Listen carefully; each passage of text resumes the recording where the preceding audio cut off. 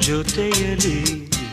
ಜೊತೆಯಲಿ ಇರುವೆನು ಹೀಗೆ ಎಂದು ಹೊಸ ಹರುಷವ ತರುವೆನು ಇನ್ನು ಎಂದು